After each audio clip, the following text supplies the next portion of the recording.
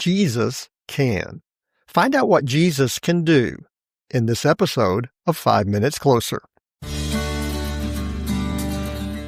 I'm Vaughn Weatherford, and this is 5 Minutes Closer. For the next 5 minutes, let's explore some biblical truths and apply them to your life. No podcast, including this one, can transform your life or give you what you really need. Only Jesus can do that. You can find out why in what I've called the first five episodes of 5 Minutes Closer. Each following episode explores scriptural truths that, if you follow them, will bring you 5 minutes closer to the person God created you to be. Let's see if we can get you 5 minutes closer. We tend to gravitate towards people who have authority. If we want something done, we want someone who can accomplish it. If our car isn't working, we want a mechanic who tells us what's wrong and how they can fix it. If our furnace goes out, we want a repairman to tell us that they can get the heat back on. If we're sick, we want a doctor to diagnose us and prescribe a treatment. That's what we want, but we all know that's not how it always works. Sometimes the car can't be fixed, the furnace, it's beyond repair, and the doctor can't cure what's wrong. That's what we face in death. We can't fix it. It's beyond our ability to repair. And then in John chapter 11, Jesus calls Lazarus, "Come out." He said he was the resurrection and the life. Now he stands in the cemetery and proves it. This is the voice of authority, the one who can fix what we cannot.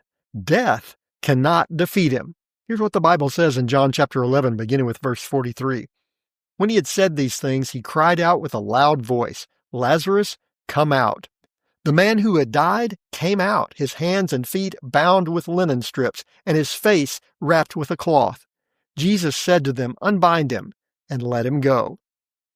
Jesus saw Lazarus' family and friends in mourning, and he wept with them, revealing that he understands our grief and our sorrow. He weeps with us, even though he knew the rest of the story. The rest of the story is nothing short of a miracle. What was about to happen could not be explained away as a fluke or a trick. The miracle would be so profound and so obvious that Jesus' enemies would conclude the only way they could defeat him would be to eliminate him. Jesus went to the tomb where they had buried Lazarus. He prayed a simple prayer, thanking the Father for what was about to occur. Then he did what no one else would have dared to attempt to do. He called Lazarus out of the grave. Again, that verse 43, when he had said these things, he cried out with a loud voice, "Lazarus, come out." The word translated in verse 43 as loud describes more than just volume. Jesus spoke with authority. Literally, Jesus said, "Lazarus, here, outside." His words were not some magical incantation, but the Son of God expressing his power over the greatest enemy of all, death itself. Notice how the description differs from what you would expect from a myth or a fantasy. If this wasn't a true story, the writer would likely have embellished everything that happened, had lights and flashes and all kinds of amazing things happening all around. It bears the mark of an eyewitness description.